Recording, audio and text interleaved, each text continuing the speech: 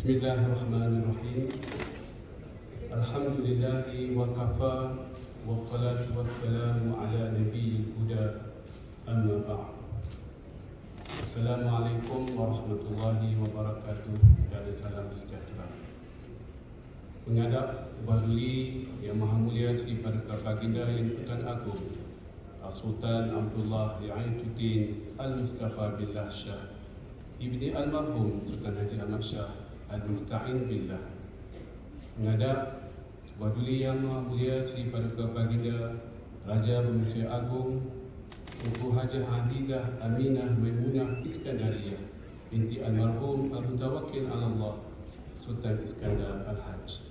Ampun Tuanku, terlebih dahulu Patik ingin mengambil kesempatan ini untuk menyembahkan ucapan setinggi-tinggi junjungan kasih kepada Berduli Yang Maha Mulia Sri Paduka Baginda Tuanku berdua bercemaduli berangkat ke Majlis Anugerah Diraja Pengurusan Islam Malaysia yang cukup bermakna pada hari ini. Ampun Tuanku, Patik memohon perkenan Berduli Tuanku untuk menyembahkan ucapan setinggi-tinggi junjungan kasih Berduli Yang Maha Mulia Paduka Seri Sultan Perak Darul Ridwan Sultan Nazrin Mu'izzuddin Shah Ibni Almarhum Sultan Ajlan Muhibbuddin Shah Al-Marfullah, penaung diraja bagi inisiatif Pengurusan Islam Malaysia, dan Duli Yang Maha Mulia Raja Pemansuri Perak Darul Ridwan Tuanku Zara Salim yang telah berkenan bercemaduli berangkat ke majlis ini. Patik mendoakan semoga ke bawah duli-duli Yang Maha Mulia Tuanku kedua sentiasa berada di dalam kemurahan Allah Subhanahu wa taala dengan penuh kemuliaan dan kebesarannya Azza wa Jalla. Amin ya rabbal alamin. Ampun Tuanku, Patik mohon limpah perkenan Berduli Yang Maha Mulia Sri Paduka Baginda Tuanku untuk Patik mengalu-alukan juga kehadiran tetamu-tetamu kenamaan yang lain dan meneruskan majlis dalam bahasa Inggeris. Ampun Tuanku. Yang amat berbahagia Tun Musa Hitam, Chairman of the Jury, the Royal Award for Islamic Finance. Yang berhormat Senator Tengku Datuk Seri Utama Zafrul Tengku Abdul Aziz, Ministry of Finance Malaysia. Yang berbahagia Tan Sri Syamsiah Muhammad Yunus, Governor Bank Negara Malaysia. Yang berbahagia Datuk Seri Dr. Awang Adik Hussein, Chairman Securities Commission Malaysia. Excellencies, distinguished guests, ladies and gentlemen. Contrary to the belief of many, I have initiated my engagement with Islamic finance industry in 1994 by default. It was neither my intention nor my dream to take this industry seriously as my profession, not even close. It was rather an assignment against my own wishes to prepare 2 new courses on contemporary Islamic finance and contemporary zakat respectively back in 1994 at the International Islamic University Malaysia. However, as I was walking along the uncharted path, little did I know I was unconsciously embarking on insightful, inspiring and promising field of Islamic finance, which later becomes a global industry.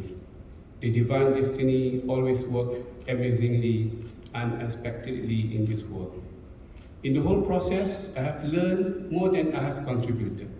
I've also known many new great friends and inspiring colleagues across the globe from all walks of life. As for me, personally speaking, I've learned the in and out of this new and young industry the hard way. I was certain that I knew nothing about Islamic finance back then. There was neither textbook nor structured training on Islamic finance. I had to figure out many things on my own for the first time. I simply followed my instinct, not yet knowing the vast extent of my world, my profession, and my dreams. As confused as I could be, I strongly believe that if I tried hard enough, I would succeed. Obviously, there's always a silver lining in life. By the grace and blessing of Allah the Almighty, I was quickly realigned to be engaged actively in many series of intellectual discourse, debate, seminar, and workshop, not to mention frequent traveling to many cities around the world away from my family. I knew that I needed to persevere all the way. Fast forward, I would like to believe that I am indeed a graduate of the University of Islamic Finance Industry. My teachers and professors include many great personalities among the policymakers and practitioners alike. At this juncture, it is my great duty and pleasure to express my heartfelt gratitude to everyone who has been instrumental to my upbringing as a young and reluctant Sharia scholar, advising both the local and global industry which seeks to conform to Sharia guidance. Everyone has been truly amazing. And more importantly, there is no word to express my sincere appreciation and gratefulness to both Securities Commission Malaysia and Central Bank Malaysia for taking the risk and trusting me by getting me on board as the youngest member of the Sharia Advisory Council since 1997 and 1998 respectively. I was equally grateful to both Accounting and Auditing Organization for Islamic Financial Institution IOF in Bahrain and Dow Jones Islamic Market Index in New York for having the same level of trust for me to join their respective esteemed organization in early 2000, again as the youngest member of the Sharia board. From there, I was given the international platform, which resonates well with the very character of Islamic finance. Islamic finance without the international cap and wing is meaningless and incomplete. The vast exposure, the hands-on experience, the friendship that has been developed, the creativity that was unlocked, the tears, the joy, the constructive criticism, all are well positioned to shape and mold me to become who I am today. Above all and everything else, I would like to give credit to International Islamic University Malaysia for imposing on me as early as in 1994 upon my returning from my PhD studies to construct the first ever course outline on Islamic finance written by a Sharia-trained academician. Ironically speaking, this was beyond my area of expertise, although it was a painful exercise, but I'm glad it was all worth it. I would like to give special thanks to my understanding wife who has sacrificed so much together with me while I was crafting the path of a Sharia mind in Islamic finance.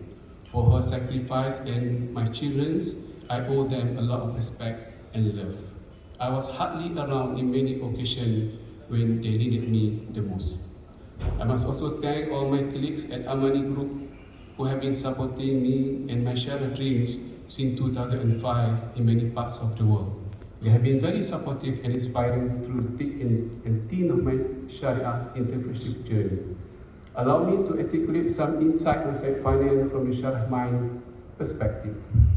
Indeed, I would like to believe that this year's Royal Award for Asset Finance is highly devoted to recognizing the importance of Sharia scholarship, Sharia mind, and perhaps Sharia thought leadership. Despite journeying the Islamic finance industry for almost 27 years, I initially started my career as an academician.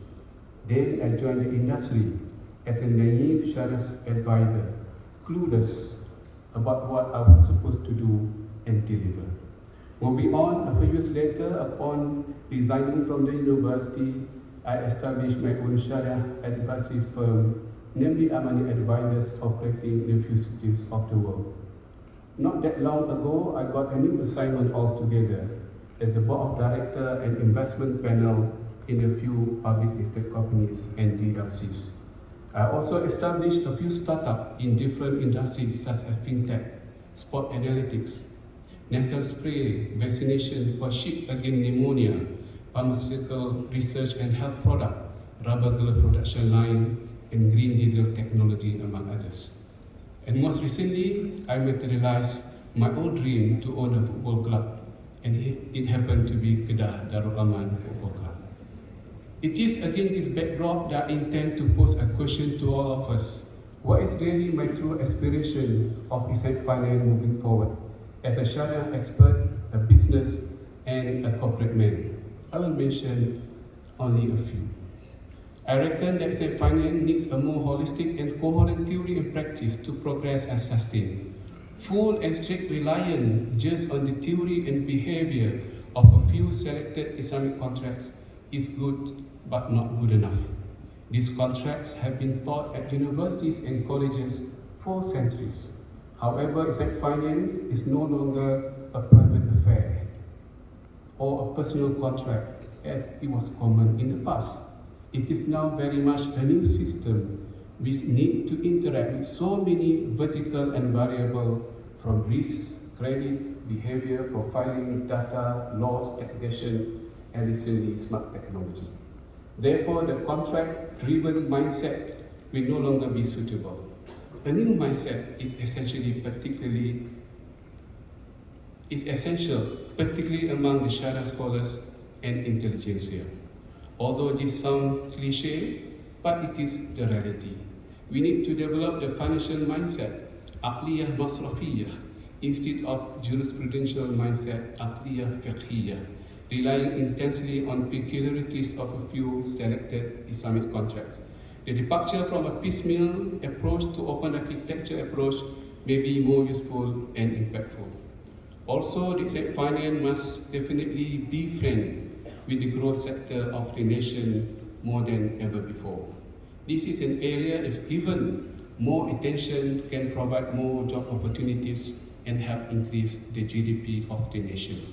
More is needed in this area in terms of financing, restructuring, rehabilitation, or simply recuperation all the way to value chain financing. Finally, as the world is perplexed between the capitalism and socialism inspiration to govern the world, I hope it is not too much to desire that Islamic finance need to embark on creating our own economic and financial inspiration. Approaching Islamic finance away from the economic foundation and the realities of the world economy will not make Islamic finance real and impactful.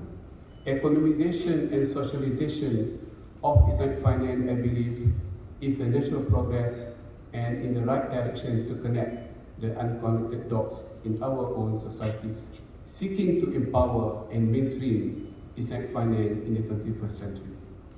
I believe that I have shared almost all the things I would like to say in this auspicious event.